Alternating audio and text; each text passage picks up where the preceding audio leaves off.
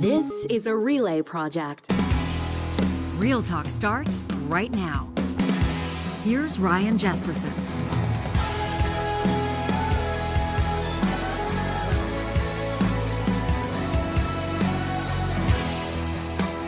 Well, Real Talkers, it's great to be back with you. Happy New Year to you. This is our first episode of 2026. Johnny Infamous flying the plane this morning. How do we do this? I don't know if I remember, Ryan.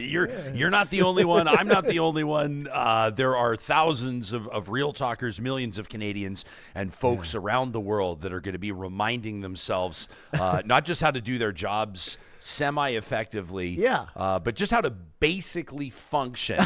I know. I was talking about this morning.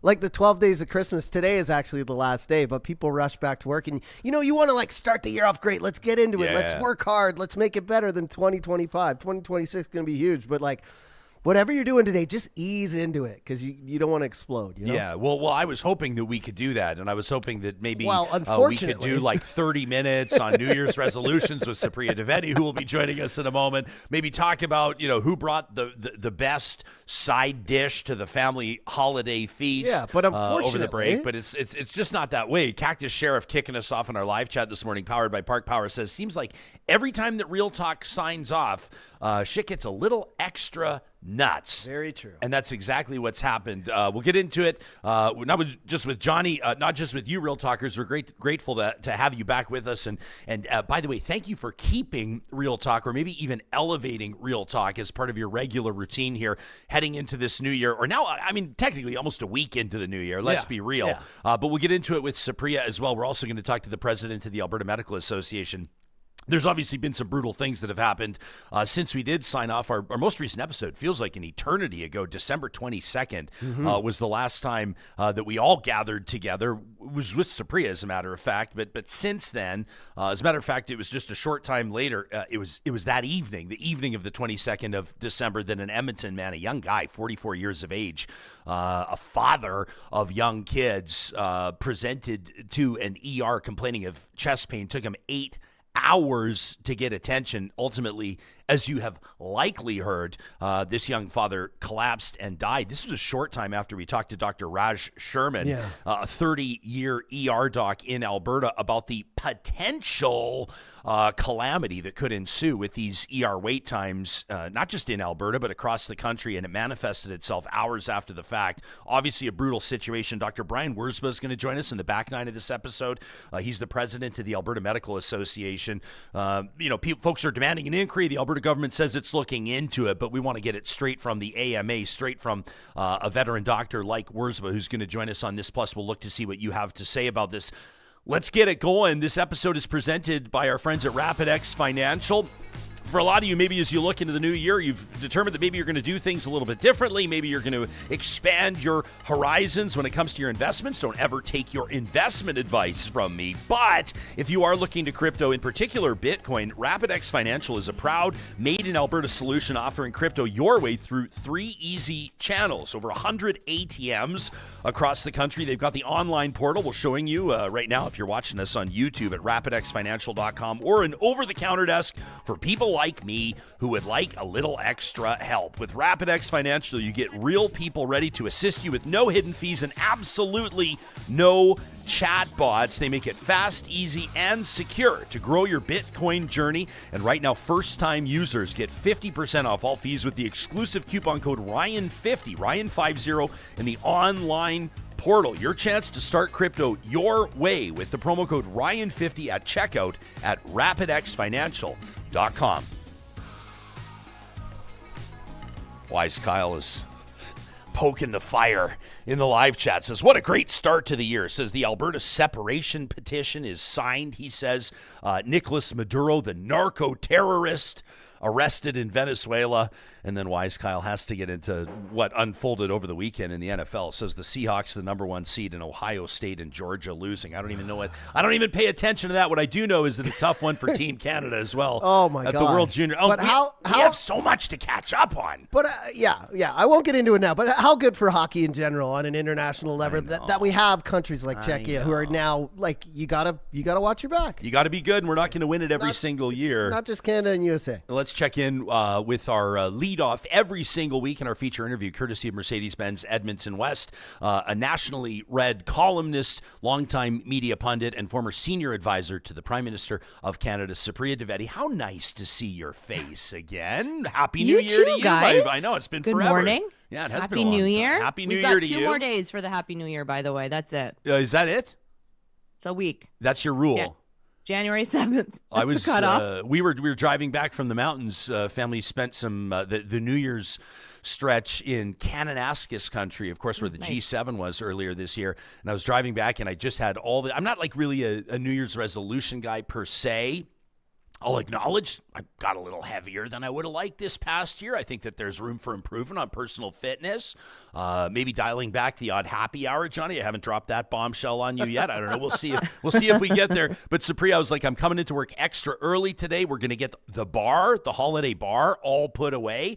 Part of me was thinking it might even be time, Johnny, if I arrived early enough today to get the Christmas trees down. That's just where I was at. And as you can see, Supriya, absolutely none of that happened. I mean, that's the way it always goes, right? And I think Johnny had really good advice for everyone, which is whatever you're going to do today, you just got to ease into it.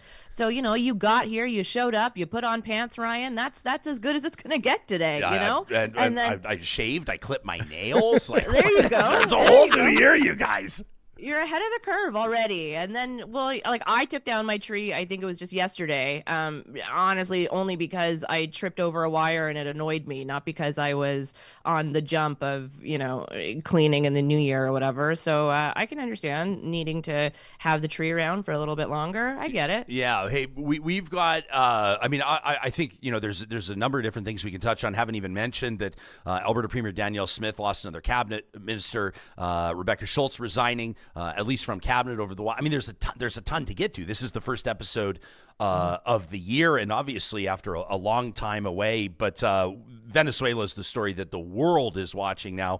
As a long time, he was Nicolás Maduro, president of Venezuela since 2013. The former union leader, I think, widely considered to have been a dictator leading an authoritarian government. I think that perhaps we can all agree on that. Pushback if you like.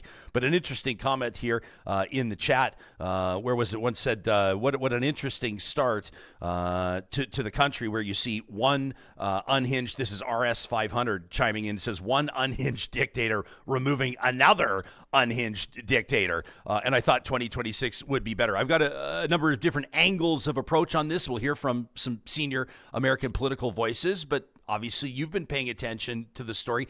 Generally speaking, where's your head at with what has unfolded over the past 3, 4, 5 days?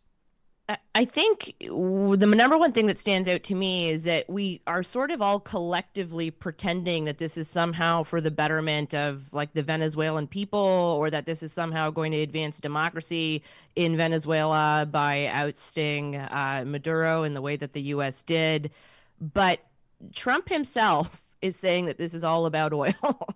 So I'm not sure why there are any statements lauding, the advancement of democracy or the ridding of Maduro, because now it also seems like it's going to be his own henchmen and, his own party that's going to still be sort of in power as the U.S. is kind of sort of maybe running things, but it's unclear as to how, power is going to be divvied up or what the actual day-to-day governance of Venezuela will be. But I think we all just need to listen to what President Trump himself is saying, is that this is about oil. This is about the fact that they expropriated a bunch of oil from American oil companies. They took it over and now they want it back. This isn't about democracy. It's about oil. Let's just call it what it is, Yeah, there's a lot of folks are saying there's global implications here, even just in maybe a precedent that's set here, or what other countries will tolerate or allow. When nations will speak out collectively, individually, or otherwise. We should mention that in Paris, this so-called coalition of the willing, including Canada, European nations will be discussing potential peace deal between Ukraine and Russia, of course. And you look at this, and I saw one voice saying, two things can be true at the same time. Nicolás Maduro could, legitimately be described as a brutal dictator. Yeah. Obviously, not good, despite many protests in Venezuela right now, against or in the face of what the United States has done. Many Venezuelans turning out over the past few days in support of Maduro. However, we can acknowledge that Maduro was or is a brutal dictator, and that this could be a move toward some semblance of stability there in that nation.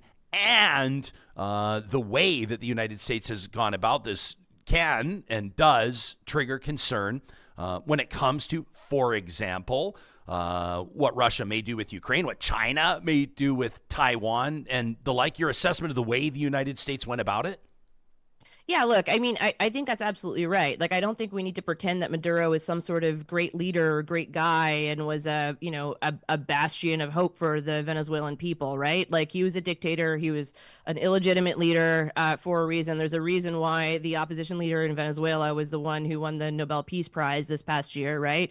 All of that is factual. But again, I don't think that takes away from the fact that Trump is basically saying they went in for oil. And now, if you listen to some of his remarks since then, like he was on Air Force One yesterday and was giving remarks to reporters. In part of his remarks, he's talking about perhaps Colombia will be the next country that they go into. And, he's made remarks about Mexico being run by the cartels. So I think, again, like, I don't think anybody should be shedding tears over Maduro, but I think we should be questioning what this means and what comes next, because the other, giant part of what comes next is like, what comes next actually in Venezuela? And again, that's not really clear. It's not like they went in and now the opposition is whom is in charge, because Trump himself has said that the opposition leader of Venezuela doesn't have the respect, whatever that means, of the Venezuelan people.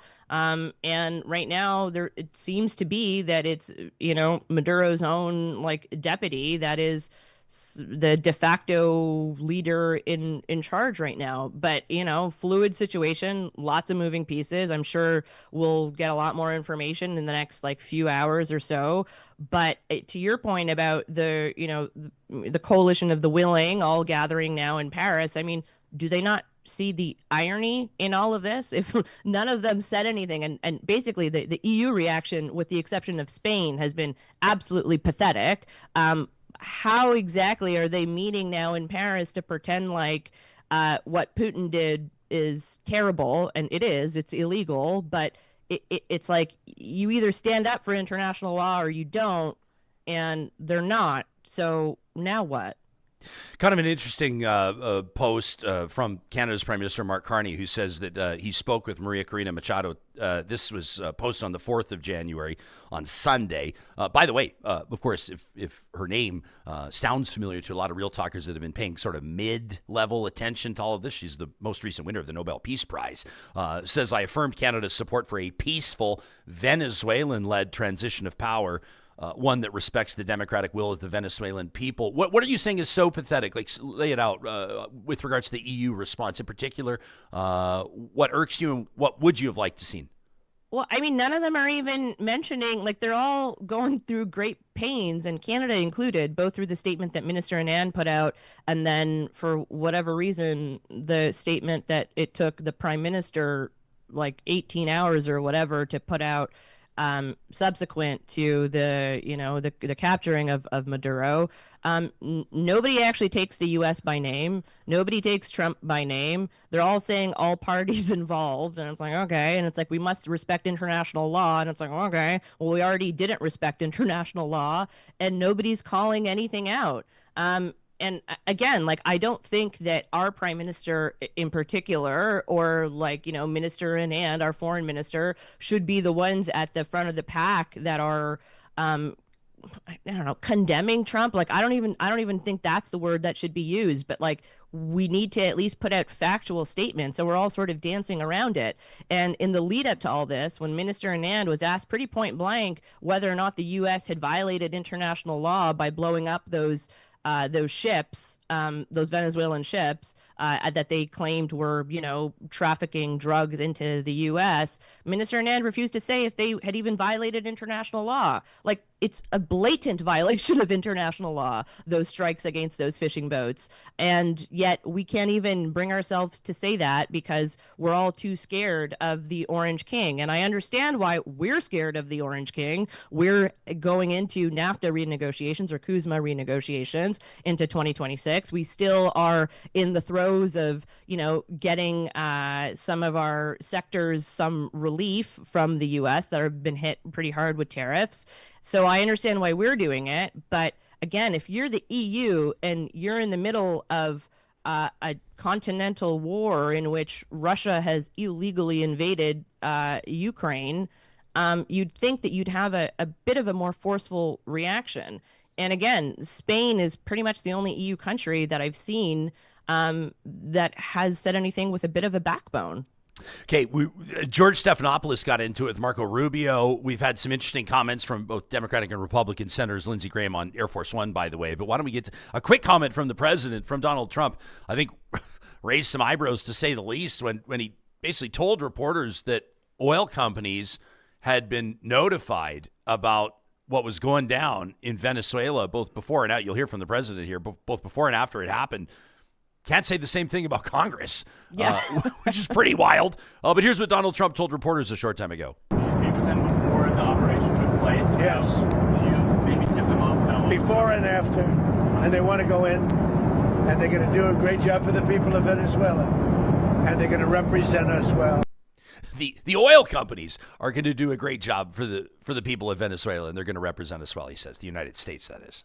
Yeah, that's really fucking weird, right? Like, to your point, like he's given a heads up to the oil companies, but isn't giving a heads up to Congress. Like, everybody should be raising an eyebrow at this, and it shouldn't be normal. We shouldn't pretend that this is normal. None of it is normal. Just because it's happening and it's happening at like a rapid pace doesn't mean we all have to sort of accept it. But unfortunately, that sort of seems what we're all, kind of collectively doing. And to your point about, the Air Force One remarks, I mean, he made a ton of remarks that reporters were just sort of like, oh, okay. Like, and he's saying it out loud. Like, he's not even pretending that he's thought about seeking congressional approval and then, weighed the merits or the pros or the cons or whatever. It's like, no, he didn't even bother, but the oil companies get a heads up, and it's the oil companies that are going to be in there and hopefully bringing some sort of solace to the Venezuelan people. How that's going to happen, nobody really knows, but I don't know. If none of our world leaders are really asking open questions or putting out statements, then what are regular people supposed to do about this? Yeah, James in our live chat, powered by Park Power, says Trump's now got a taste for it. He's just going to keep doing it. M8 correctly noting that Colombia has declared a state of emergency, amassing their troops along that joint border. It's a huge joint border, relatively speaking, between Colombia and Venezuela. Trump's gone on the record on Mexico, on Greenland. I want to ask you about Canada. I know some people will roll their eyes if you try to draw direct lines between what's happening in Venezuela, what's happening in Canada, but it's certainly something that should be discussed because it feels like with this administration, nothing's off the table. But here's Senator Lindsey Graham aboard Air Force One talking about Cuba in really plain language. I'll get your take on it, but here he is. Could have done it. And as to this commander-in-chief, he did something people talked about doing. You just wait for Cuba. Cuba is a communist dictatorship that's killed priests and nuns. They've preyed on their own people. Their days are numbered. We're going to wake up one day, I hope in 26, in our backyard, we're going to have allies in these countries doing business with America, not narco-terrorist dictators killing Americans. This is a big frigging day. And everybody in the world is thinking differently than they were just a few days ago because of what you did. I mean, that part is definitely true. Everybody in the world is thinking differently because of what the United States has done. But like bigger picture, what does this mean? That's what people are going to be asking. Yeah, I mean, I think this basically means that the U.S. is looking at Latin America and is figuring out which countries they don't like and which countries they're, considering regime change in. Like, I think they're saying that pretty plainly. And I mean, if you look at, I was just ragging on the EU earlier, but if you look at the statements that Denmark has had to put out in light of all of the threats towards Greenland. I mean, the fact that they're straight up basically saying that the U.S. has to knock it off when in terms of talking about annexation of Greenland, it should tell us that at least the Danes are really taking this stuff seriously. And to your point about people rolling their eyes when Canada gets thrown into their mix, like, yeah, sure, I don't think Mark Carney's at risk of being captured in the middle of the night in his pajamas and, brought to New York where he's going to be tried for whatever, but that's not how it would roll here. I think we should also be raising our eyebrows, and anytime the U.S. throws out that demonstrably false thing at us that we're somehow exporting fentanyl to them and that we're a major source of their fentanyl, it should make us worried, because this is what's being thrown at some of these Latin American leaders, that they're somehow, importing these drugs into the U.S. and they're personally responsible. And we've seen, again, since this was back when my boss was still there, those fentanyl accusations were being made against us. So they've been saying this against Canada for at least, about a year now. And we should be very worried about that. Okay, yeah, just for those that this might be their very first episode of Real Talk, Supriya, they have resolved to get smarter and more informed in 2026. Your former boss, former Canadian Prime Minister Justin Trudeau, of course, Democratic Senator Chris Murphy touched on this on CNN a short time ago. I wanted to play the full clip. The idea around, like, whether it's fentanyl, whether or not Venezuela is a security threat, whether or not this is all about oil, and he lays it out in pretty concise fashion. Here's what he had to say. Venezuela is not a security threat to the United States. They're not threatening to invade us. There is no terrorist group like Al-Qaeda operating there that has plans to attack the United States. To the extent that you care about the drug trade, yes, they produce drugs, but those drugs go to Europe. Fentanyl is the drug that's killing Americans. That's not coming from Venezuela. Venezuela produces cocaine. 90% of it is not coming to the United States. This seems to be mostly about oil and natural resources. Donald Trump's entire foreign policy is corrupt. Russia, the Middle East, and now Venezuela is all about making money for his friends. And Wall Street, the oil industry, they can make a lot of money off of Venezuela if they run it. You saw within hours of the invasion the announcement of a group of Wall Street investors, energy industry investors, planning a trip to Venezuela to make money off of this invasion, off of this ouster. So unfortunately, once again, you're seeing that this president's foreign policy, the invasion of Venezuela, the ouster of Maduro, is about making his crowd filthy rich. It has nothing to do with American national security. So, I mean, there he is in pretty plain language. I think that's exactly right. Like, again, all you need to do is listen to President Trump himself saying that this is about oil. It's not about democracy. So I don't know why anybody's really entertaining this notion that this was about, a democratic revival in Venezuela. And that includes the official leader of our opposition here.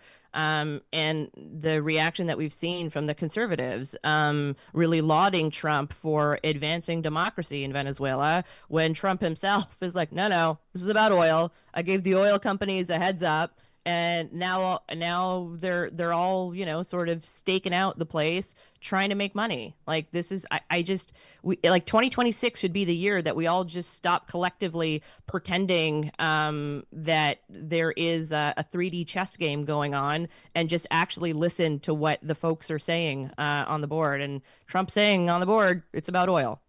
Here's what the leader of Canada's official opposition, Pierre Poilievre, had to say about it in a tweet on January 3rd. Congratulations to President Trump. This would have been on Saturday. On successfully arresting narco-terrorist and socialist dictator Nicolás Maduro, who should live out his days in prison. Says the legitimate winner of the most recent Venezuelan elections, Edmundo Gonzalez, should take office along with the courageous hero and voice of the Venezuelan people, Maria Corina Machado, says, "Down with socialism, long live freedom." That from Pierre Poilievre. He kind of rides the line there, doesn't he?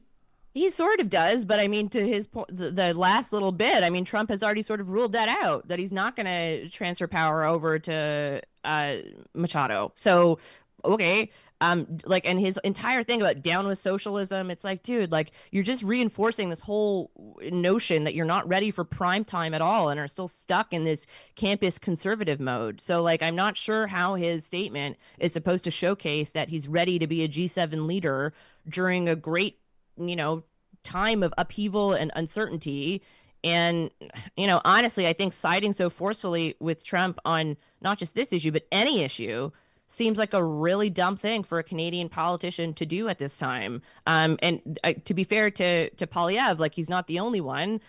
Here in Ontario, there were, quite a few MPPs that were putting out very congratulatory statements to Trump. And it's like, okay, that's all well and good, but it's like, what happens next? And what happens next in Venezuela is like really what I think we need to be watching, because, if past is precedent, it's not like when the U.S. goes in to do a switcheroo of leaders or, meddling in internal domestic politics of another country, that doesn't generally tend to work out quite well for the country in question. So I'm not sure why we're all sort of pretending like we don't have, a bunch of past examples to point to where things have gone horribly awry.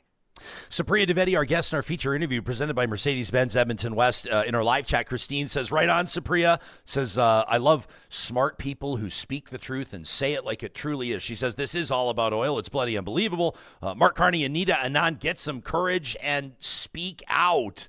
There's also an interesting debate. Let me recognize Super Chat Ken. By the way, the first Super Chat contribution, Johnny, $5 into the Super Chat from Super Chat Ken, very fitting. setting the tone for 2026. But Ken says the market sure doesn't believe that Venezuelan oil will be flowing anytime soon. It says it barely budged. The market's barely budged today. It says actually slightly up. And then we've got some interesting debate, Supreme, in the live chat on whether or not provincial whether or not premiers basically should be commenting on this. Some people are saying, well, Danielle Smith has been notably silent on this. Mark in our live chat says, as a matter of fact, he's not sure. He says, I suggest that Premier Smith, as an example, should not comment on Venezuela. Foreign affairs are not in the premier's lane.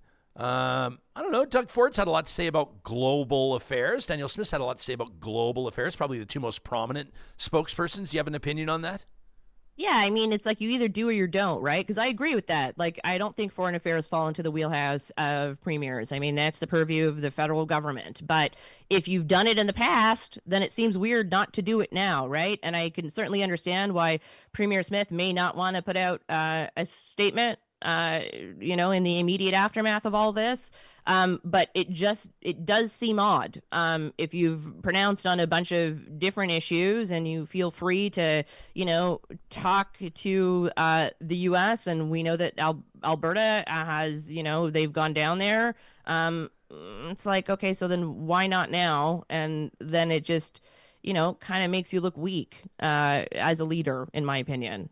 Nia says Venezuelan oil does affect the war in Ukraine, says, but the Americans do have a long track record of invading countries for profit and causing major harm. Undeniably, says the bully in the playground will take everything. Meta Modern, just laying it out, says we're not brown or poor enough to get invaded by the United States. Okay, well, here's what the president, I know this one jumped out at you. Go ahead. Greenland's not very brown, though, either. Yeah, I've never been. I don't just on first glance. I mean, I'd hate to just speculate around the Greenland population. What do you call them? Greenlandians? Anyway, I digress. Not trying to be cute. Trump on Mexico, signatory to Kuzma, of course, relatively important trading partner to the United States, and should be noted, not Venezuela, but here's the Americans' position on Mexico. We lost it to drugs, and they come in through the southern border, mostly the southern border. Plenty come in through Canada, too, by the way, in case you don't know. But they come in through the southern border, and something's going to have to be done with Mexico. So basically, I mean, it's like invoking fentanyl or invoking the drug trade is essentially the president writing himself. It comes across this way anyway as a permission slip.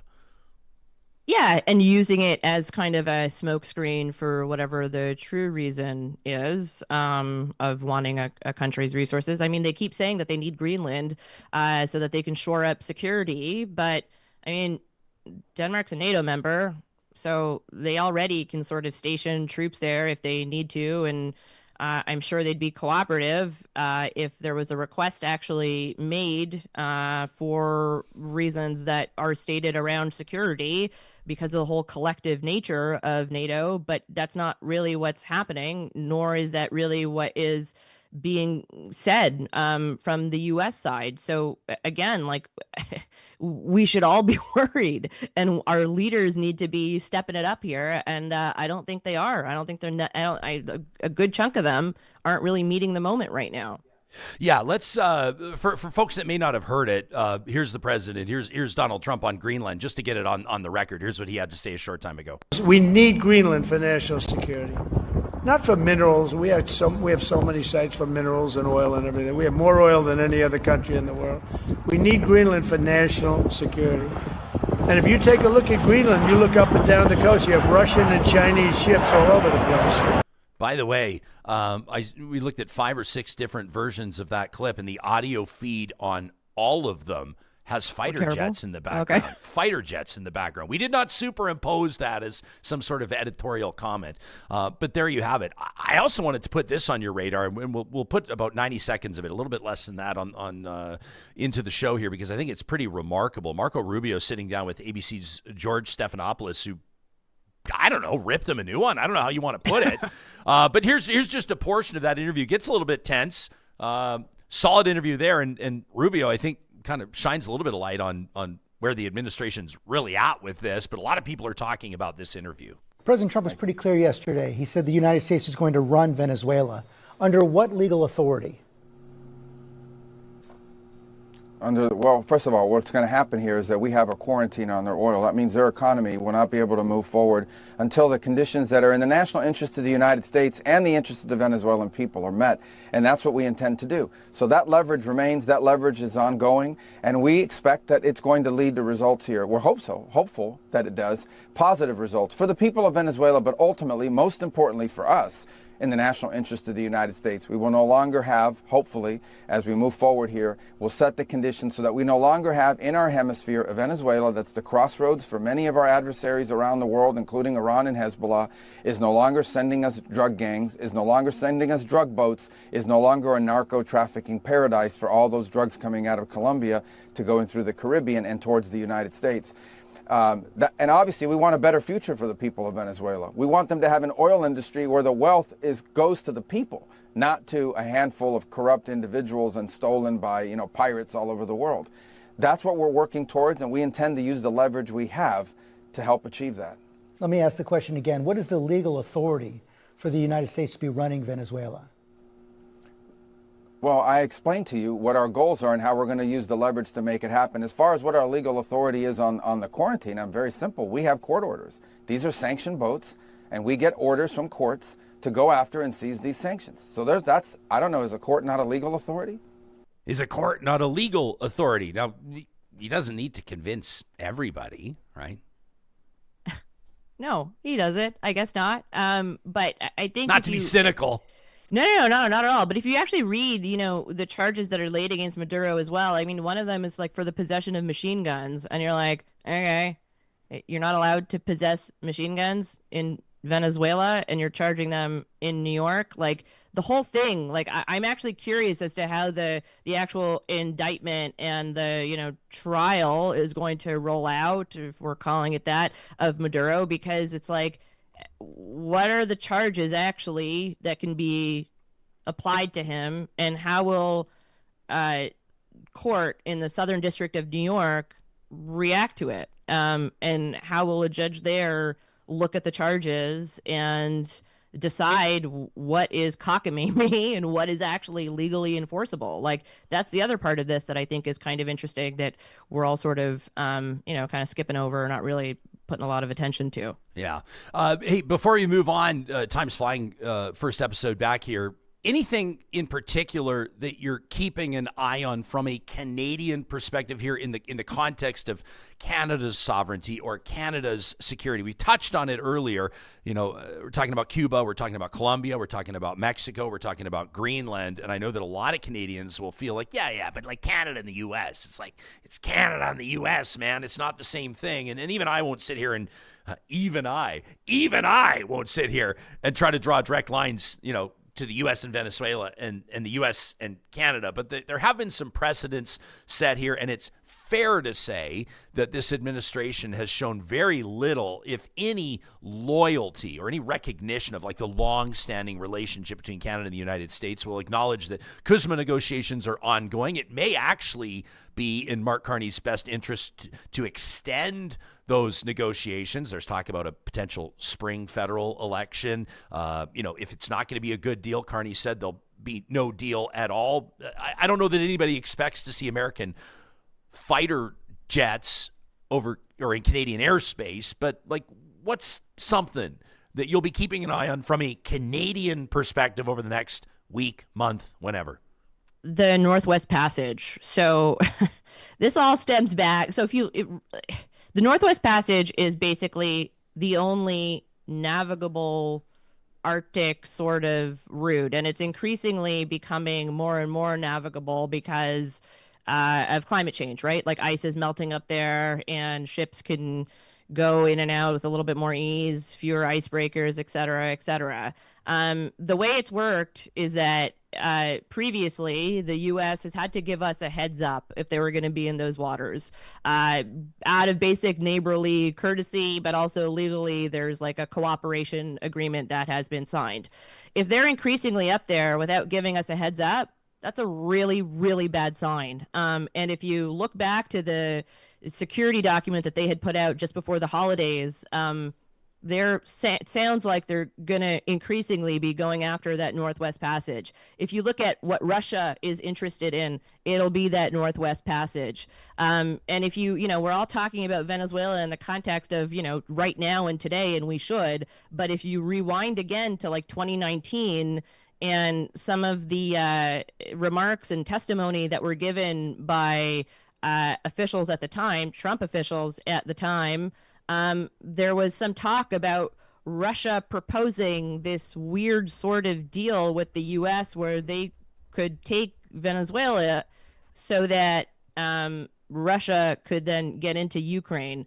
Now, hindsight's 2020, but in retrospect, those comments that were given by folks like Fiona Hill at the time seem pretty prescient right now. And I think we should be taking the, this new Don Roe doctrine, as Donald Trump is calling it, a play on the Monroe Doctrine, as well as the national security document that they put out, very, very seriously, and what it means for our sovereignty, and in particular, our Arctic sovereignty.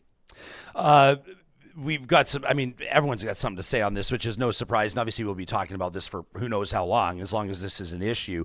Cherie says Carney's probably being careful because of CUSMA. She says, I'd love stronger words, but he's being careful on purpose. Dubious says, I've been worried since the very first mention of fentanyl. Says, I've been in this chat, says Dubious, saying that it was a lead up to invasion. It was a lead up to creating consent. Want to welcome, of course, feedback anytime to talk@ryanjespersen.com. Folks can, of course, send us an email or leave a comment on our YouTube episodes. Leave a comment on Spotify as well. Love this $20 from Christine. Thank you, Christine, into the super chat. Says, what a terrific discussion. She says, I just wanted to wish everybody the best show, the best listeners, peace. Still finding reason for optimism, celebrating the positive nature of these discussions. We sure appreciate Christine. Hey, before we go, or before we thank you for your time until next Monday, I'm not sure if you saw this over the break. I kicked a hornet's nest, maybe a little bit on purpose, but we're expecting, and I don't think that this Alberta separation thing is a laughing matter. We're expecting probably a separation, an independence referendum, they'll call it, at some point this year. We'll be all over that. I've planted my flag on this. We'll hear from folks across the spectrum that have different beliefs on what Alberta's future in Canada should look like. But I firmly and strongly believe that Canada's stronger with Alberta and Alberta's stronger with Canada. Jeff Rath, a lawyer for now out of Edmonton, does not feel the same way. And he told us about it in an interview on this show in 2025. Did an interview with Rachel Parker, Take Back Alberta founder David Parker's wife, a while ago. And that was where he divulged that Alberta independence meetings are happening at the highest levels, he says, in Washington with the U.S. State Department. Talks about the key points being U.S. recognition of an independent Alberta West Coast pipeline via the U.S., a $500 billion line of credit for the transition, pensions, stability measures. This guy's not an elected official. This guy's not the leader of any party. This guy has not been appointed to speak on behalf of Alberta in any way, shape, or form. And so I tweeted, in a lot of countries, this tomfoolery would get you strung up for treason. And I'm not wrong. In a lot of countries, this tomfoolery would get you strung up for treason. And obviously, that kind of spread like wildfire. It triggered Mr. Rath, who hasn't stopped tweeting me since I posted this on Boxing Day, including this little ditty. Says somebody needs to tell Jespersen that J.D. Vance, the vice president, announced today that encouraging violence is a form of terrorism. He says maybe next time Ryan casually muses approvingly about people he disagrees with being strung up, he will end up on a U.S. no-fly list. He's campaigning to have me banned from the United States. Supriya, I was looking forward to a relaxing holiday, and then this goes up on Boxing Day. Thanks, Ryan. At least I didn't tweet it on Christmas Day. I had to look at it every morning and see that we weren't like getting death threats. Now I feel like most normal people, most reasonable people will recognize that the point I'm making, that in a lot of countries, this tomfoolery would get you strung up for treason, is not inciting violence.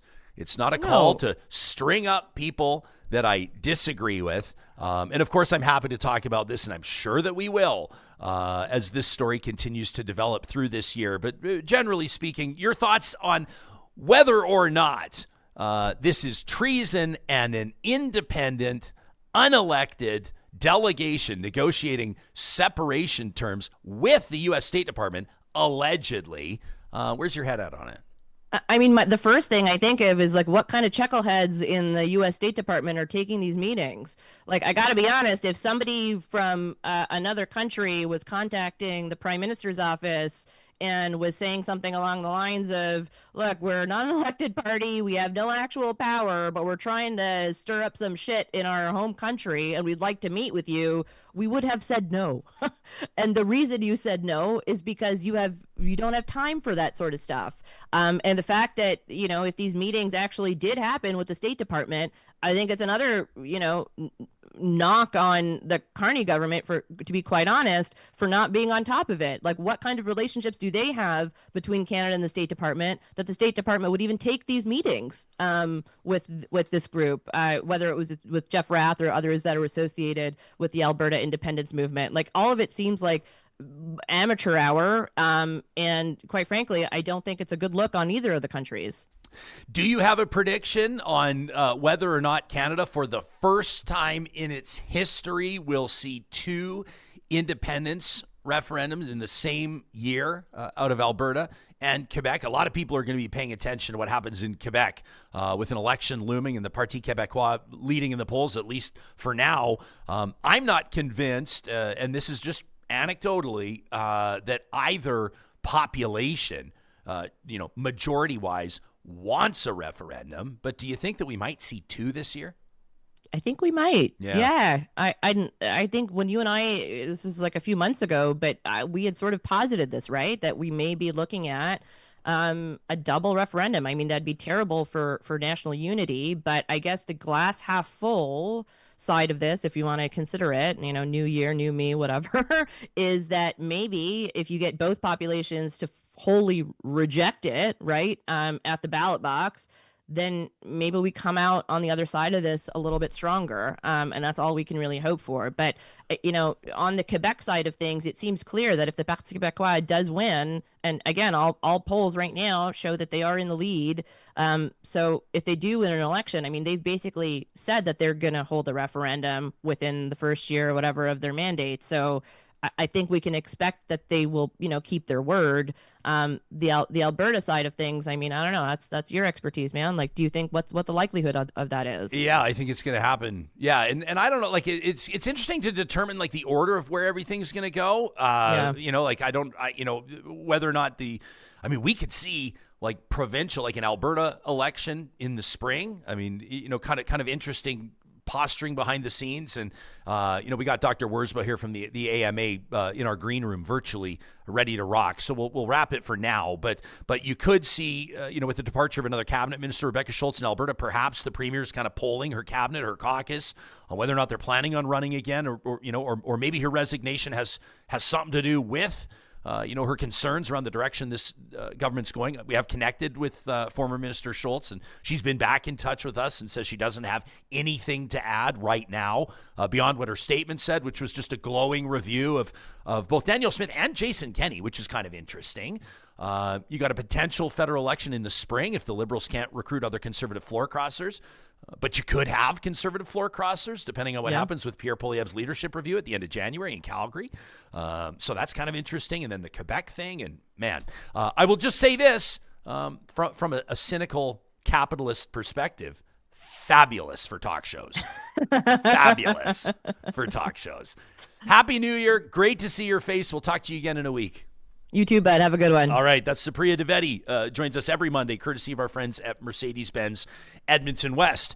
And different opinions on my comment to Jeff Rath as well. I saw Where Was Vamp Fashions here says strung up, technically does refer to either Wild West justice of extrajudicial hangings or lynchings. Says neither is a good look. Fair. Ms. B says it's always the ones who have like no conscience about saying others should be harmed who cry the fastest whenever they perceive anything close directed at them. Listen, I'll just say this, and I don't want to spend too much time on this in sort of like some sort of masturbatory sense.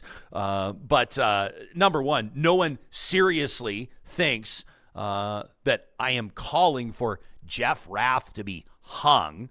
That's ludicrous. But number two, we got to be able to call out the fact that what's happening in Alberta, if it is indeed going to be a citizen-led movement toward Alberta independence, or if there is going to be a referendum, or if there is going to be a serious and mature discussion, which it needs to be, like to state the obvious about Alberta's geographic, economic, social, international future, then it needs to be led and directed, that discussion directed by serious people.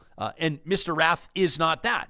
And I'll stick to my guns on that for as long as I have breath. Let me know what you think, whether you agree or disagree. That's not a sort of a precursor to having your feedback included on this show. As a matter of fact, we're probably more inclined to highlight those who disagree with us. You can send us an email anytime to talk@ryanjespersen.com. We'll get to Dr. Wirzba, president of the Alberta Medical Association. Just a really, really tragic, regrettable, and I would say preventable situation happening in an Edmonton ER, or at least in a waiting room just before Christmas. A family over the holidays mourning the loss of a young father. What does the Alberta Medical Association want to see come from this? What do they have to say about that? That in a moment. These conversations on Real Talk are happening with the support of an incredible partnership with California Closets of Canada. And I'm not sure how you did over the holidays in maybe ticking off a list of things you were hoping to accomplish. I hope you gave yourself some rest and relaxation. But for those of you that were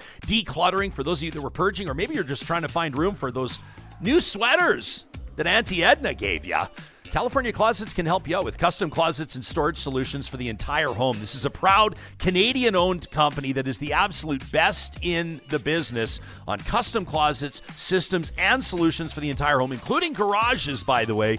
It all starts with a free consultation. You can book that today at californiaclosets.ca. When you talk to their designers, that's where you'll find out they can work with any space And equally as important, they can work with any budget. Learn more about that. If you think you can't afford California Closets, think again. Check them out today. Book that free consultation online at californiaclosets.ca. Johnny, I can't say enough about our Christmas dinners, our holiday gatherings that were fueled by Friesen Brothers. I'm going to be honest with you. I didn't spend a lot of time in the kitchen other than heating these things up. The Red Seal chefs, of course, preparing just incredible fare for Albertans. And they've been doing so for more than 70 years. Friesen Brothers has a Ukrainian feast coming up. Shout out to our Ukrainian audience members that'll be celebrating your Christmas coming up. Friesen Brothers has you covered. You can learn the details at friesen.com. That's FRESON.com. All you can eat Ukrainian feast coming up on the 10th and 11th of January at Friesen Brothers Fresh Market stores, plus out in High Prairie. Again, details at friesen.com. North Road Investment Council here for you if you're looking to kick off the new year on the right foot when it comes to your financial future, when it comes to managing your wealth and planning for wherever your business or your family will go when it comes to achieving your goals. You know, research from S&P in 2024 shows that more than 80% of Canadian equity mutual funds underperform the index they track. And at North Road Investment Council, they're building customized passive portfolios that can capture index returns while still respecting your values and preferences. They respect and celebrate the fact that markets are competitive. At North Road Investment Council, you can reach out to their team at northroadic.com to learn more about custom portfolios. And to those of you that are absolutely committed to getting back to school in 2026, you have a post-secondary goal and you're going to achieve it.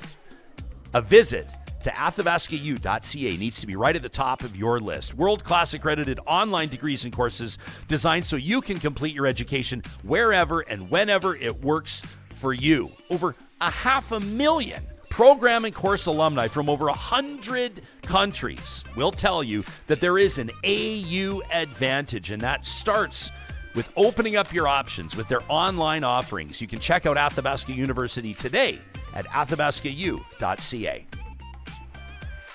Well, it's a tragic story out of our home province of Alberta on the 22nd of December. A young father by the name of Prasant Sreekumar attended the Grey Nuns emergency room complaining of chest pains. Arrived on the 22nd of December around noon, escorted by his father. They drew blood, per reporting in the Edmonton Journal, and an ECG was performed.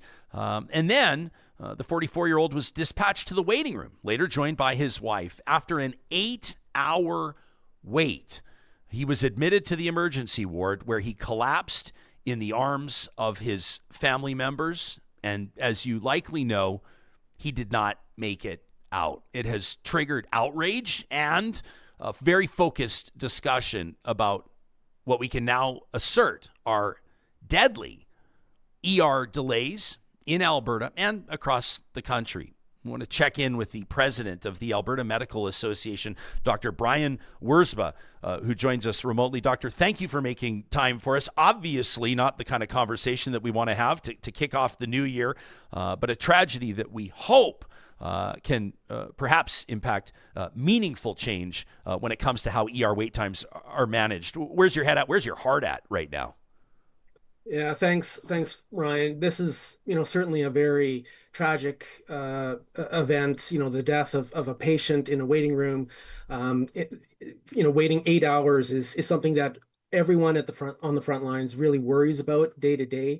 This is something that shouldn't happen, but unfortunately, we know that this is not the only case where patients are falling through the cracks in our current system.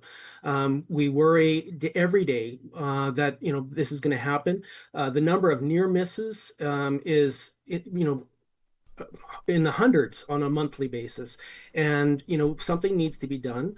I do think that the fact that this has come to light and that the media like you are covering this, I think is really important. And I think what we want to see is not only some direct action for the family, for the Sreekumar family, who suffered this tremendous loss of a father, a husband, a brother, a friend, but also for all of the other Albertans who are waiting in emergency rooms across the province on a daily basis.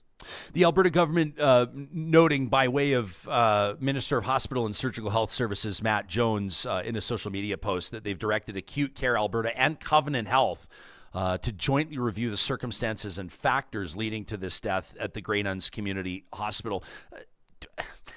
I want to be careful in how I ask the question, but do we kind of already know what the review is going to find? It's a bit of an unfair question to ask you because it's not yet been conducted, or at least it's in the early stages. But I mean, you already know what you'd like to say directly to the minister, right?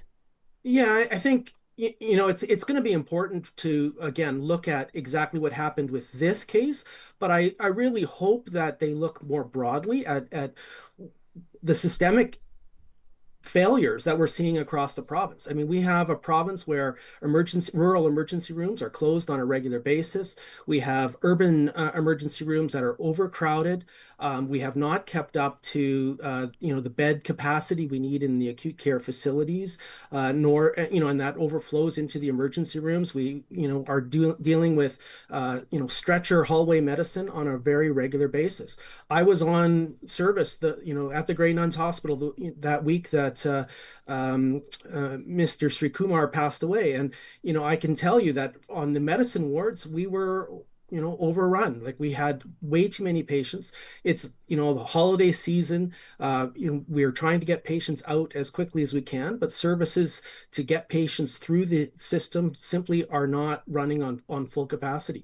Patients come into emergency rooms on a 24/7 basis, but some components of the hospital are not operating 24/7.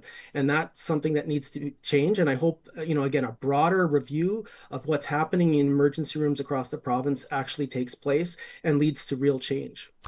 Interesting, or at least notable, I would say, that this is a hospital that's managed by Covenant Health, and maybe you can kind of, without getting too into the weeds, explain to us, there are sort of different like administrative bodies under Alberta Health Services. Does that complicate a review like this, or are all of the different bodies, reporting the same data, reporting the same details, held to the same standard, et cetera? I mean, when we look at, the makeover or basically the blowing up and rebuild of Alberta Health Services, is this something that more people need to be talking about?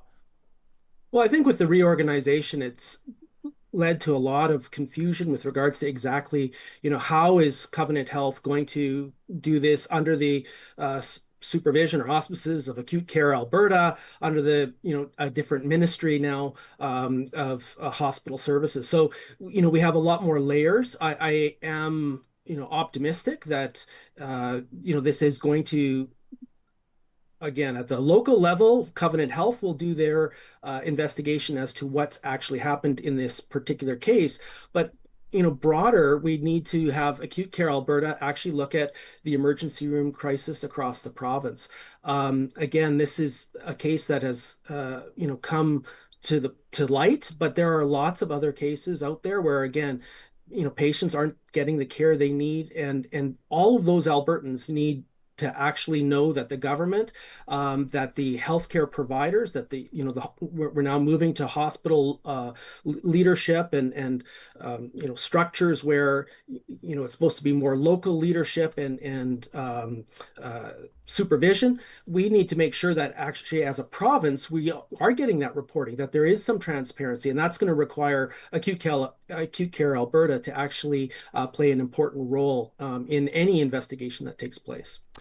Simi's in our live chat, powered by Park Power, says this story was so heartbreaking. I know everybody feels the same way. I mean, just an absolute gut punch for like a million different reasons. I mean, just you even look at these family photos of this young father, and it's just the last thing that you expect a family will be navigating through the holiday season. A guy at relatively young age. Noob here says, my partner is in what used to be Alberta Health Services, says this reorg is causing chaos. Lorne, a valued member of audience, I happen to know a retired fire chief in Edmonton, says if this leads to more people calling an ambulance so they can be tended to by a paramedic in the hallway, he says the ER is going to be much, much worse, not to mention ambulance availability. I mean, you're there, you're boots on the ground. I mean, you're obviously obviously contributing your efforts and your talents and your perspective as president of the Alberta Medical Association. You're also an experienced physician. Does what Lauren say there resonate with you as well? Oh, 100%. I mean, we need to look at really long-term solutions rather than short-term bandages. And, this emerge issue, every so often some short-term bandage comes up, emergency offload or, redirects or like all these, ideas or policies that come into place that really don't fix the root cause problems. We've had patients, waiting this term EIP, emergency inpatient. So patients that are already admitted to hospital but don't have a bed upstairs. That's been going on for over 20 years. I've worked at the Grey Nuns for over 25 years. And in the early 2000s, I was actually, when we started having these EIPs, I was giving patients and families, a little piece of paper where they could write their concerns about being housed in an emergency room after being admitted. And we were sending those off to Sheila Weatherall and, back in the Capitol Health days. Like, this is not a new issue. And successive governments are looking at short-term solutions and trying to bandage it without really looking at the root cause. And that's what we actually need. Like, we cannot keep band-aiding this system together. We really need to address. And this is going to be full hands on deck. We've got 4 health ministers, so we need all of them to be, working in this in a collaborative manner to try and develop some integration on how all of this complexity, the healthcare system complexity actually can work to benefit patients. We need to focus on patient journey. Again, when you come to an emergency room, there are, we hope that most patients with the critical, disease states are treated quickly and appropriately. But sometimes, as in the case of Mr. Sreekumar, his blood work was probably normal, his ECG was normal, but there was something bad happening. And if he would have gotten in within, an hour or two, ideally 30 minutes or less, maybe this tragedy could have been averted. Maybe it couldn't have, but we don't know that. And with the weights that we're seeing, more of these cases are going to happen. And that's what I worry about. Yeah, it's there's reporting on this, like this fellow had chai with his wife that morning. Not to get too whimsical here, but I had a friend whose father passed away, as a matter of fact, over the holidays as well, and somewhat unexpected.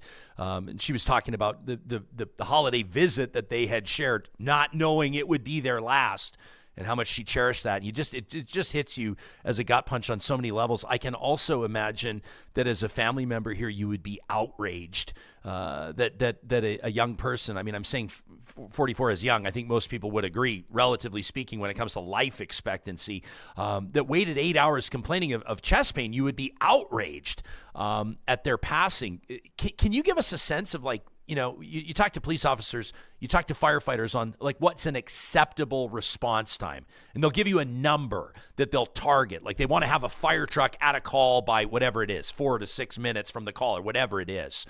What is, in your mind, and again, you're going to talk to me about rural hospitals, or there's going to be a ton of different factors to consider. You said it would have been great if he could have been seen in an hour or maybe 2 hours. We can all agree that 8 hours is unexpected or unacceptable, but realistically speaking, how do you get an ER wait time down to 2 hours? I guess I'm asking you right now to summarize how to overhaul the entire healthcare system and how to fix it. But I know that you've got to have at least a couple of things that could be done now to cut those wait times down. Well, I think it's very clear that the patients who are presenting with chest pain or some of these higher risk scenarios, they get triaged at a higher level. We need to be getting those CTAS 3s like Mr. Sreekumar would be. We need them in within 30 minutes. They need to be in a bed with a monitor, blood work started, x-rays, and assessments. Again, it may turn out that everything ends up being normal and you move to a lower level of severity, but you need to get into that bed. Right now, our beds are blocked with admitted inpatients, patients that are waiting admission. That's because the ward beds are full of patients who either really need to be there and have are appropriately there, but we're way behind in our per capita bed base, or who could be discharged if we actually had an alternative service available. So home care, long-term care, rehab facilities. Again, going into the holidays is a crunch time. We know that every long weekend we run into the same issue where emergencies are even busier than normal. We know that every year we have a respiratory flu season, and we're going to see surges. So what we need to see is more money being spent on getting patients out of hospital. We need intelligent and thoughtful long-term investment in healthcare, rather than spending money on things that are low value or just sort of band-aid solutions. So again, long-term care, getting patients out of hospital. We need the hospitals working 24/7. So again, I was on that week. Transition coordinators were there for Monday, Tuesday. Weren't available Wednesday, Thursday, Friday until the next week because of the holidays. We had delays getting patients the tests that they need. So I had patients admitted into hospital that had to wait till the Monday after Christmas in order to get a test done, and we couldn't discharge them before that. These are the type of things where we would be able to get more throughput that would open up those beds in the emergency room, that would allow those patients in the waiting room to get in faster. So emergency is the canary, but we need to actually look at what's actually the problem, and that's been acute care medicine patients, not really surgical patients, to be honest. It's more medical patients, psychiatric patients that need to be addressed, and we need the entire system, the government, the hospitals, the healthcare providers, all to be working together to try and find solutions to build a long-term system that actually is safe and sustainable and accountable to Albertans.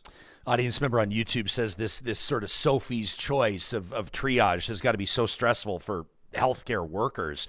Do you, like, based on your experience and what you're seeing at the Grey Nuns in particular, but we'll broaden that out and include what you're hearing from your members as well.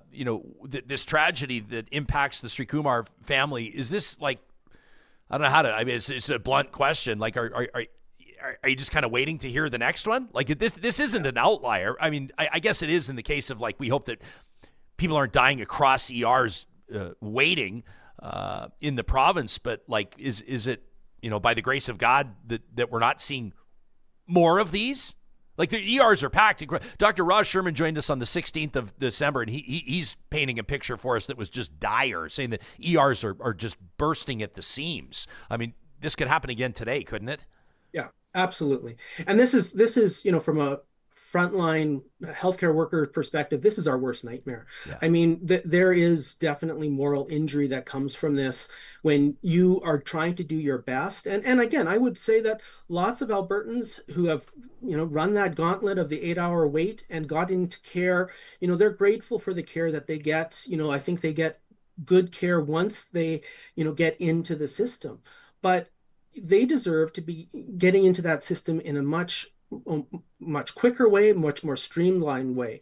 And the nurses and the doctors that are there doing that triage, they're always trying to prioritize, they're trying to reassess, they're doing their best, but it is stressful. And the turnover that we see in those emergency room nurses is significant. Like, it's not necessarily a fun place to be. You are there to try and do your best for patients. You see, the most challenging cases. There's always uncertainty. Medicine, I mean, one of the things I love about medicine is that, it's not always predictable. There are things that, surprise you, and you need to be prepared for that, for those surprises. But when you're working with, your hand tied behind your back, you don't have, a quiet space to even listen to somebody's story, never mind their heart sounds. You have delays in getting tests, delays in getting, results back. Consultants are delayed many times in seeing patients because they're trying to, discharge patients upstairs. Like these are all challenges that, make the moral stress on those frontline workers, problematic and leads to significant burnout. And we are seeing frontline workers leave, moving to different types of work, doing different types of things because it's just easier. We need to make sure that that work environment is safe for the frontline workers as well as patients. I talked to a healthcare worker, now a former healthcare worker out of British Columbia, over the break, who talked to me about, for his own mental health, his departure from the front line. And he said something to me that it will resonate with me for a long time. He said he feels like a deserter. He says that he had to do it for his own mental health and for his family. He said, but he feels like a deserter. And I get it. I see that Dr. Shazma Mathani is actually in our live chat right now, powered by Park Power. She's an ER doc, a wonderful friend of the show, host of the Doc Talk podcast. Make sure you check that out. Dr. Mathani says this is so tragic. She says our ERs are overflowing. Staff are doing their best to keep up. She says when we have days when there are, more than 100 patients in the Royal Alexandra Hospital waiting room, it's absolutely impossible to keep up. She says, but this should never have happened. More than 100 people waiting to be seen in an ER. One of the busiest ERs in Canada, but still, you walk a mile in the shoes of a doc like that, or you. I can't imagine. I can't imagine the stress. I can't imagine. And we don't know the details, and I won't comment too much on this specific case. The Covenant Health saying that they can't release further details due to patient privacy, et cetera, et cetera. But even the nurses, the physicians that would have been there at that time, you're going to wear this. I mean, whether it's fair or not, I'm not putting it on their shoulders, but you're going to wear it, right? I mean, it's just, I can't imagine. What did you say? Moral distress? I think you're like the third physician to say that on the show here in the last 2 months. That's not a good thing. No, it's this is again an absolute tragedy. It should never have happened, and this will weigh very heavily on everybody involved. I do think this is also an opportunity where we need to actually address the problems, and I'm hoping that comes out of this. I hope this isn't an investigation that sort of ends up being done really quickly and only looking at that particular gentleman's case, those particular 8 hours. We do need to look at this much more broadly, because this is not going to be an isolated situation if we don't address the root cause. Ms. B in our chat says we need to listen to actual experts who know the ins and outs of how to run all these different frontline healthcare services, especially now that other stakeholders are also being heard. Ms. Katie, let me just ask you this in closing. Ms. Katie says that, this is anecdotal, but she says that she hears of more people falling through the cracks in Edmonton than Calgary. She says she wonders why that is. Is that the case as far as you know? And if so, do you have any speculation as to why? Yeah, I'm not 100% certain about that, as far as the actual numbers. We do know that, Edmonton does serve a larger rural community. We get a lot of people coming in from the north that impacts the hospital. I think across the province, we are short on bed base, pretty equally. We have not kept up to per capita growth. And so I wouldn't be able to really say that Edmonton is necessarily worse. We know that our emergency rooms are very busy in Edmonton. I'd have to look at the exact numbers as far as people waiting in the waiting room. But at the end of the day, we're not keeping up to patients being seen as quickly as they should across the province.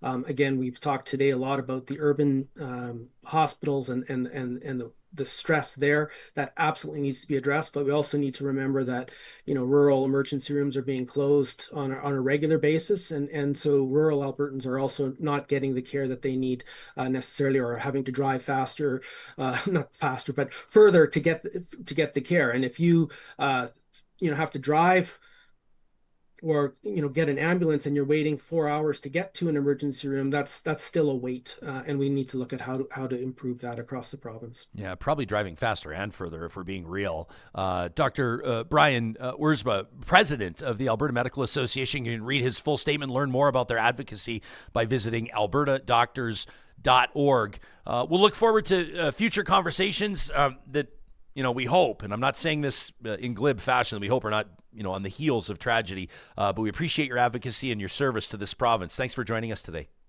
Thanks, Ryan. Yeah, you bet. Real Talkers en masse leaving comments on this.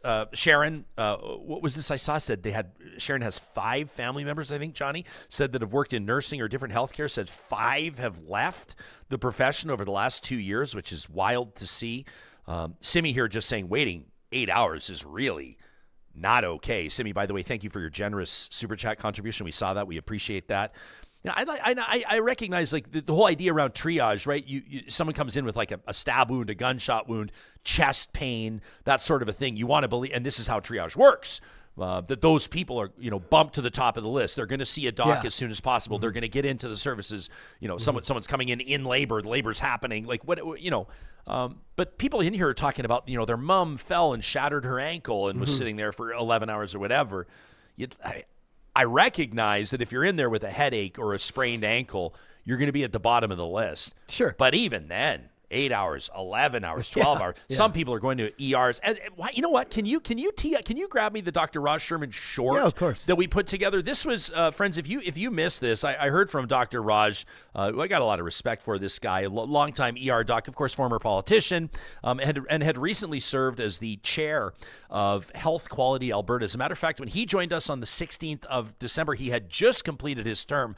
So this is the Health Quality Alberta is an organization that's privy to like all of the healthcare data, and they bring it together and they analyze it. So this is an informed opinion from a guy that's seen the data. He sees the ERs and obviously understands the politics behind it all as well. Now, keep in mind, when he talked to us, this was the 16th of December, so this was about a week before this tragedy unfolded at the Grey Nuns in Edmonton. But you want a perspective check?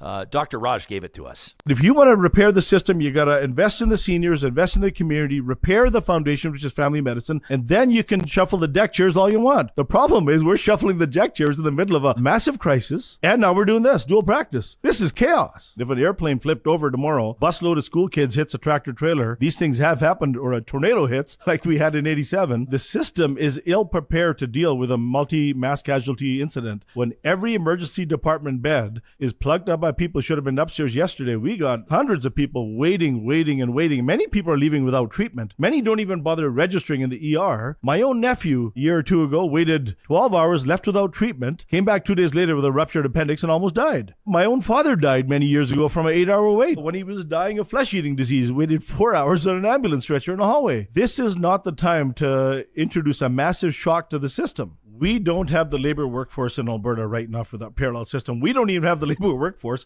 for the current system that we currently have. We need to double up our medical school and nursing schools, and we need to hire the people into the current system that we currently have. We are so short and so understaffed, Ryan, right now. There's a lot of moral distress in the front lines because staff are burning out. We got a lot of sick people out there, and frankly, we need more staff for an extra 1 million people that have showed up in the last 5 years. You don't want your doctor high-fiving you in and out in 5 minutes. Right. Prescriptions already written when they haven't even touched your belly yet. We see that a lot in emergency, seeing 80 to 100 people a day. That's just not right. That's not real medicine. And frankly, I'd say that's dangerous medicine and theft. Dangerous medicine and theft. That was a great interview. And I totally agree with them with like the preparedness and the readiness and like just beefing up the system. It's like the same thing with the housing crisis. Like we just need to build and be more prepared. We can't wait for an influx. And in regards to that, I see people in the chat saying, oh, this is due to like immigration and people abusing the healthcare system, or people going to emergency rooms who, like you said, maybe have a headache or a sprained ankle and they shouldn't be there because there's other people who need care more deeply. But you have to be prepared for that. Like people who have a headache, that could be a brain tumor. You don't know, right? People are still, when they're scared, when they're in pain, they go to the emergency room regardless. They're not doctors. They're there to see doctors. So I get it. It's like I get that it's. I heard this great quote the other day, like an umbrella becomes a burden to anyone when it's not raining. But like, you don't go out and buy an umbrella when it rains. You keep it in the front closet and you take it to work when it's raining, right? And I get that the burden is like we're spending all this money, or you know, we have to focus on like I said, those things with immigration or people going to, you know, emergency rooms and not needing care. Those things may or may not be true, but you have to be prepared for them regardless. And we're not, especially here in Alberta. And I would argue like all of Canada, right? Yeah, that's an incredible quote, by the way, that idea around the umbrella. That's... Yeah. I appreciate that. People are like, why are we spending money on this? Why? It's a burden, whatever. Well, like, if COVID taught us anything, it's like, just be ready. Yeah. You know, I see a lot of people, you know, with their own take on this, and you know, Emily just says ERs are absolutely 100% bursting at the seams. I heard from Dr. Raj, as mentioned, we checked in with him after this tragedy had happened. He sent me a text and just said our interview was prophetic. He said, by the way, there was a second death that exact same day that nobody's talking about. He told me that he'd be available for a return interview on Real Talk anytime. He said, let me know. He said, I'll be in the ER till 2 a.m. He said, but I can still make myself available. This is doctors. This is nurses. This is what they're doing, Johnny. They're burning the candle at both ends, doing everything that they can. This is not something that you hang. I mean, who knows? Like, I'm not here to speculate on what may have happened with Mr. Sreekumar, and I don't think it's productive, and I don't think it's fair, and I don't think it's responsible. But I would guarantee that regardless of whether or not it's anybody's fault, a healthcare worker, and you know, cops will tell you this, like firefighters will tell you this, paramedics will tell you this, you know, mental health counselors will tell you this, that when somebody dies on your watch, or when somebody dies in a scenario that you are involved in, that's something you're going to wear. That's something that you will wrestle with. We talk about PTSD and the stress of first responders. We talk about the stress of those in the healthcare profession. You know, this is not hyperbole. Like when people talk about the healthcare system bursting at the seams, this is not like, you know, a way to convince, you know, the government to give doctors raises so they can all go buy new Ferraris. Like that's kind of not the idea, right? It's not hyperbole. It's real, and it's a real issue. Yeah. You know, I see Erica here in our live chat who says, I think that there's a very uncomfortable conversation to be had about the demographics in emergency waiting rooms. She says it's not a representation of the general population. Erica says, I guarantee, though, that nobody will touch it. I think what Erica's probably acknowledging is that, you know, the unhoused population is disproportionately represented in emergency rooms. Sure. We actually had, and I would encourage, I think one of our most powerful Real Talk roundtables. I wouldn't say that it flew under the radar, but probably one of the most important conversations that we had in 2025 was on November 28th. And it was a conversation about the Bridge Healing Program. And this is a partnership with the Royal Alexandra Hospital, the Hospital Foundation in particular, and the Jasper Place Wellness Center. That's Dr. Louis Francis Cuddy that you're seeing there on the screen if you're watching us on YouTube. Check out that episode on November 28th if you missed it. Erica, I think that the point you're making is fair, and I don't think that you're using inflammatory language, and I don't know why we can say that nobody will touch it, because we've touched it, and I think it's an important conversation to have.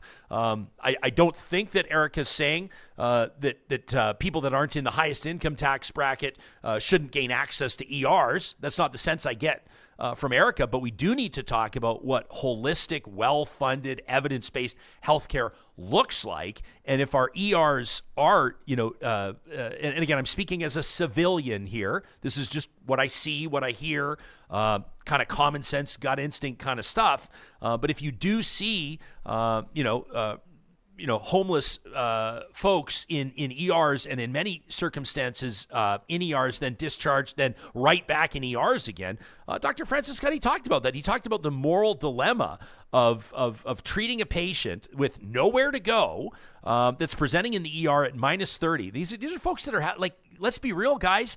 If they're not dying, they're having fingers and toes amputated. Like, it's horrific. And where are these people supposed to go? Let's talk about what well-funded, evidence-based healthcare looks like. Let's talk about what supports look like. Let's talk about how to free up beds, not just in the ER, but other hospital wards, so people aren't in stretchers in hallways, so people that aren't waiting 8 hours, and families aren't mourning the loss of people who died waiting to get into ERs. And there are a number of contributing factors, including, like Erica alludes to, the fact that ERs are packed with people that don't have other health resources or don't have other places to go. Let's talk about what those other places look like. Let's look at models that are working, like Jasper Place Wellness Center, like the Bridge Healing Program at the Royal Alexandra Hospital. And you know that we're working with the Royal Alexandra Hospital Foundation. I'm not morphing this or turning this into some sort of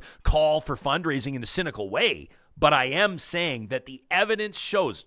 Listen to that episode on November 28th. If you missed it, do me a favor and listen to that episode, because the evidence shows that it's working to provide housing supports, to provide life supports for folks who are looking to get off the street, who are desperate to have some stability, who are desperate to survive these horrific Canadian winters. Not saying that ER wait times are limited to the cold winter months, but ER see more strain this time of year than any other time of year. And let's put our funding there. That's what Dr. Wirzba was just talking to. Erica, I appreciate the comment. I'm not afraid of that comment. I don't think anybody should be. Let us know what you think to talk@ryanjespersen.com. Listen, I'm not going to talk about the Royal Alexandra Hospital Foundation and the Bridge Healing Program without telling you where you can support that program. So let's do that. If you go to givetoroyalalex.org, you can see it. They're marking 125 years at the Royal Alexandra Hospital, a major provider of care, not just in the Metro Edmonton community, but across Western Canada. It's one of the busiest hospitals in the country. 125 years ago, it started with just a handful of patient beds within a single building. Now, more than 900 beds serving upwards of 500,000 people every single year from a geographic landmass covering a third of Canada, right?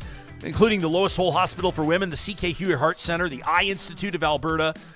In support of the Royal Alexandra's 125-year anniversary, we're asking that you support the hospital's most pressing needs for the patients of today, tomorrow, and let's say over the next 125 years. You can consider a one-time gift, maybe in honor of someone that you have loved or even loved and lost, or commit to a monthly gift at givetoroyalalex.org.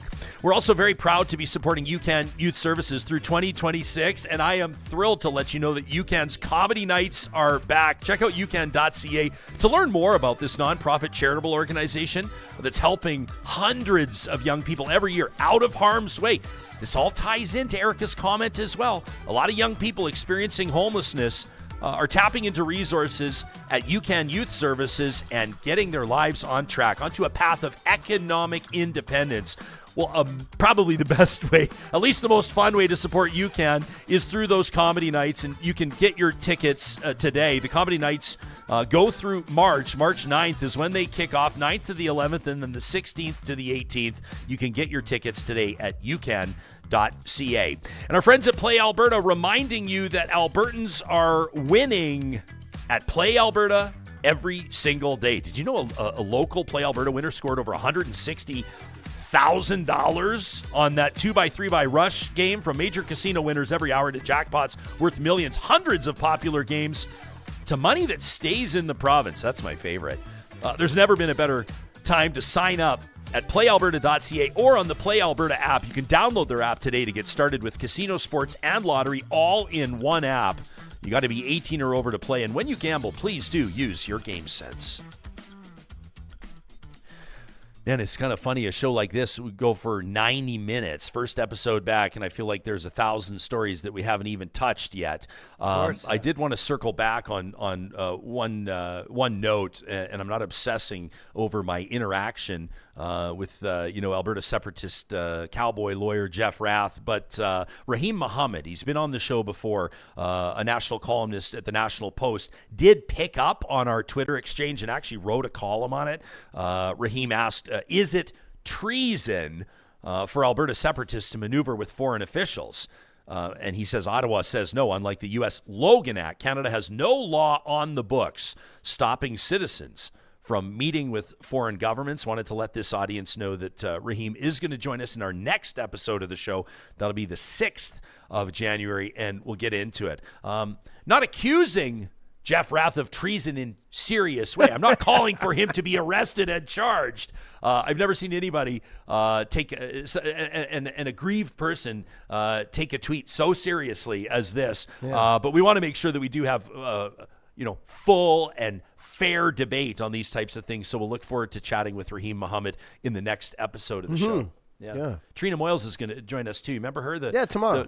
She was the former, what do you call them? Like, not the watchtower, I'm thinking of Jimi Hendrix, but the forest, like the lookout towers, the forest fire lookout towers. Yeah, if you remember, she sent us those, when last time she was on the show, we saw the video and the bird's eye view of her, just like her perch where she sits, which is just, it's incredible. Like, you see wildlife, you see forests, you see these areas, but when you get them from the view where she sits and you get a pair of great binoculars and all the technology, cameras and everything they use nowadays, it's like a whole other world up there. So I can't wait. She's already filling my inbox with all these images and videos that I have to go through. Well, because we asked her when we talked to her last, and she's got great insights, obviously on wildfire in Canada and the whole 9 yards. But she divulged to us, this was months ago, that she was working on a book of around her experience cohabitating, and now living with bears. I don't think she's in like the cave. In the boreal forest. Well, no, but get this. So when she was a little girl, her dad brought home an orphaned black bear cub, like into the house, and didn't live there forever, obviously. But that was kind of where her fascination with bears began. And we made Trina promise. If you remember that interview, we said, you got to promise us that you'll come back to Real Talk when your book, Black Bear, is out, and it is now published by Penguin Random House. So Trina Moyles will join us on the next episode, 6th of January, after that Rahim Mohammed interview. So that's going to be a good one, too. Looking forward to it. And I'm sure the rest of the week will be Venezuela, Venezuela, Venezuela. Well, I guess we'll see what happens, it's right? Like wild. Maduro in a New York court this morning. So that'll be kind of interesting to see. I just want to hear, like Supriya said, what are these charges exactly? Because they're going to have to make them pretty ironclad if you bring someone like they didn't bring Saddam back to the States and put him in a courtroom, right? Like, I was surprised he even lived through this. Like, you have people going over there, like, and literally plucking him out of wherever he is. I'm surprised he even lived. And then secondly, I'm just worried about, like, everyone's talking about the oil. I don't think Canada or Alberta, and I think that's another thing Supriya was alluding to. Why hasn't Premier Daniel Smith commented on this? I don't think it pertains to us yet. Because people... I think it'd be weird, to be honest. No, and I already see people on TikTok, these like fear mongers saying, oh, here, Alberta oil, be scared. Like, I don't think oil tankers coming through the Panama Canal is cheaper than pipelines that are already in place and working relationships for years between Canada and the States. I think everything's fine. Maybe 5-10 years from now, who knows what happens, but right now we're okay. But I'm just worried about instability globally. Like you look at Iraq, it's still unstable. There's still like food insecurity. There's still problems with the economy. There's still ISIS in the rural areas. Same thing with Afghanistan. Afghanistan's even worse. We went over there, North America, USA, I'm not saying Canada, but we helped them. And we said we were going to do all these things. Women are still not getting access to education and other things. And ISIS is still prevalent there. So I know it's... If track record means anything, they're not going over there to fix a government and to help the Venezuelan people. We know what they're over there for, and I know it wasn't that same way in Iraq. I think the States gets like 5% of its oil imports from Iraq. It wasn't like a big oil harvest over there. But to keep saying this is about the Venezuelan people, I think is silly.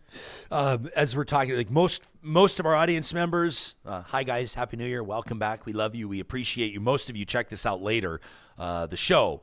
It's our live tuning audience that drives the discussion, that drives the debate, and then the majority of the audience catches this later. But we'll let you know as we're talking. It's 10:02 a.m. Mountain Time, so it's just after noon Eastern. Nicolás Maduro and his wife expected to be appearing before a judge in New York as we speak, accused of narco-terrorism, drug trafficking, and weapons charges. Okay. Of course, this is what the Trump administration has used to justify the capture and removal to U.S. soil. Maduro's long denied any involvement in drug trafficking. It's expected, and we'll learn more about this as the day unfolds. We'll talk to Raheem Mohammed from National Post about this too. We're not going to obsess on the one story. The guy obviously covers a lot of what's happening in the news, but the Maduro's lawyers are expected to contest the legality of his arrest, arguing that as a sovereign head of state that he is immune from prosecution. So that's a story that we'll continue to follow. Also hearing firsthand testimony from real talkers. I mean, this is real life stuff on ER wait times and the like. What about this from James, who says the comment that you made, Johnny? He says, I was experiencing headaches, he says, when he was 28 years old for 3 straight weeks. And he says, fortunately, my GP, his family doc, took it seriously because he says it was a brain tumor. Yeah, that's what I mean. James, right? Yeah, this whole idea, I'll just say it again, that like the way to fix Alberta healthcare in general, or in Canada, wait times, is to limit access to people. Like, let's figure out who's abusing the system, not give it to them. Let's find private ways for people to pay to get surgeries and stuff like that. And let's cut down on people like you just talked about who have minimal, symptoms. From let's get the sicker people in front of them. That's not always like there's a contrast. There's like a spectrum to this. Like you just said, you have headaches. It could be a brain tumor. So the whole idea that like, here's how to fix it. Let's limit more people's access to healthcare. That's just seems ridiculous to me. You have to do the exact opposite. You have to be prepared. And I know you hate hearing this, people out there, but you have to spend more money than you think you have to spend because you need that umbrella, like I talked about. You need more preparedness than you think you do for times of emergency, like Raj was saying, when there's bus crashes like Humboldt, or when there's pandemics like COVID. Like, you need extra preparedness. Aaron in our live chat, what's up, Aaron, says, when I broke my ankle, I did it while skating. Says it was freezing rain that day, so they had multiple people come into the ER with broken bones. She said, so I was lower on the triage list. She says, that's fine. She says, I got a bed. She says, but when my husband broke his back, she says, he was triaged in the hallway. She says, that's crazy. MA says, try listening to people working in the field right now. I know it sounds profound. It sounds simple, but right. Ms. B says, even when really big changes do happen, much better change management is required for it to succeed than what's happening right now. Ytrium says Covenant Health needs to be disbanded. Says it's gross that they're allowed to exist. This is another debate. We can have it. I don't know if we need to have it today.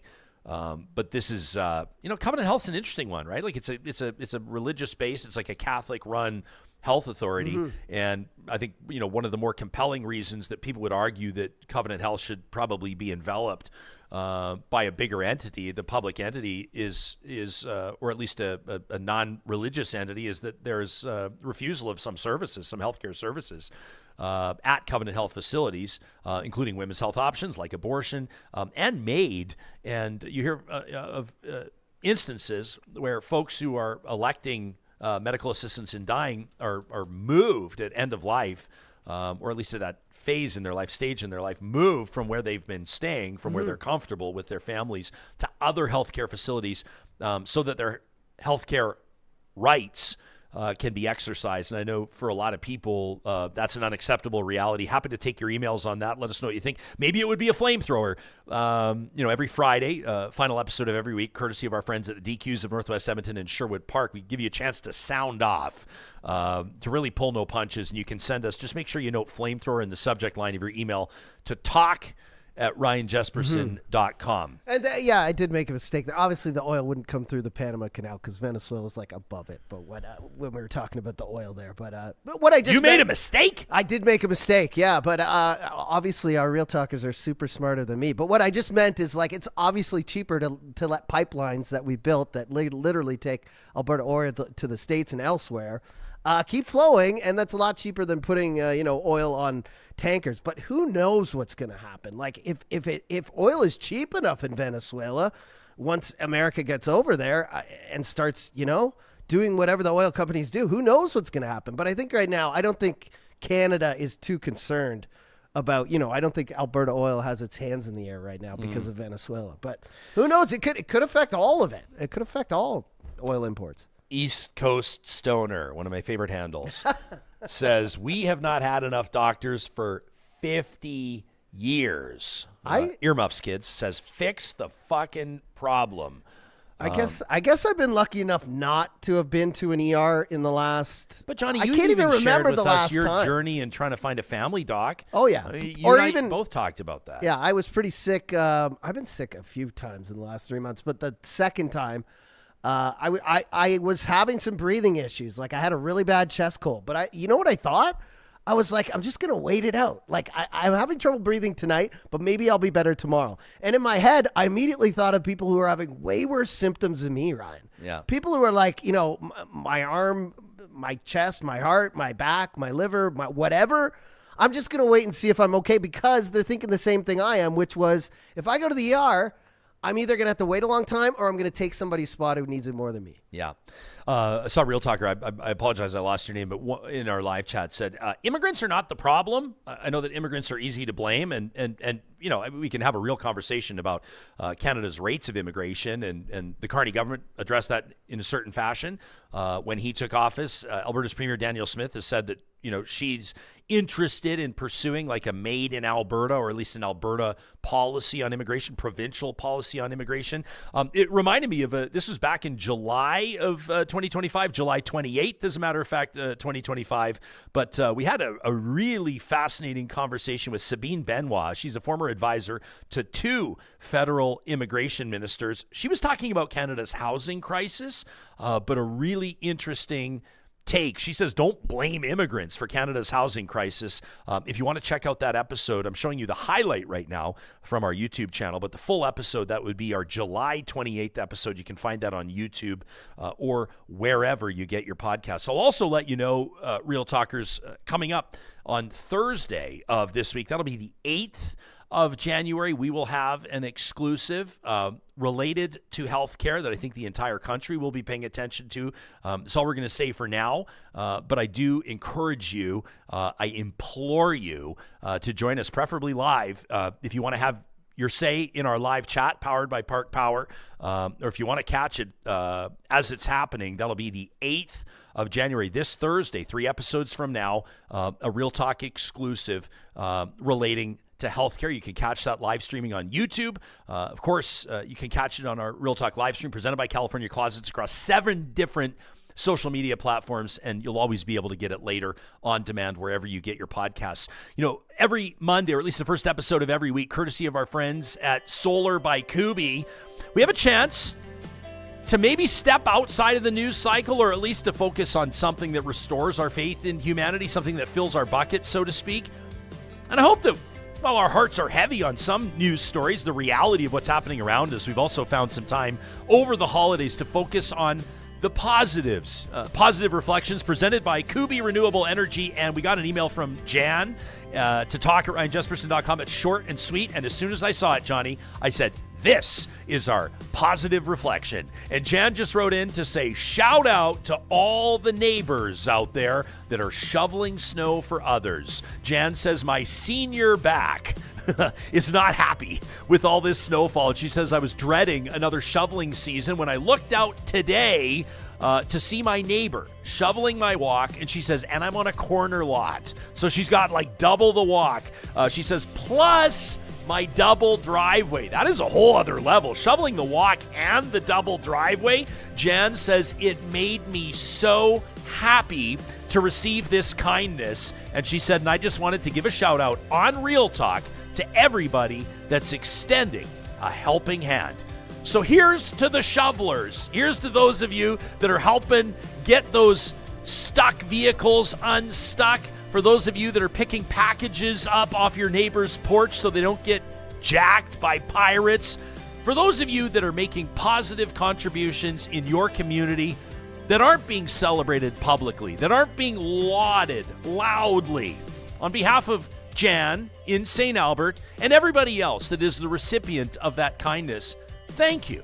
Let's keep it going with random acts of kindness, paying it forward through the year. Positive Reflections is proudly presented weekly right here on Real Talk by our friends at Solar by Kuby.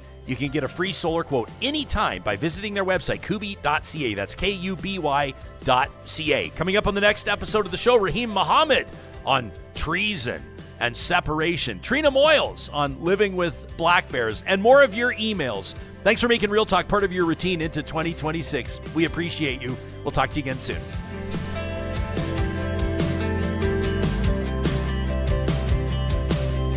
Real Talk is hosted by Ryan Jespersen, executive producer Josh Dunford, technical producer John Harris, general manager Katie Cook-Chivers, account coordinator Lawrence Derlego, human resources Lena Shepard, website design Mike Johnston, voiceover by me, Carrie Skelton.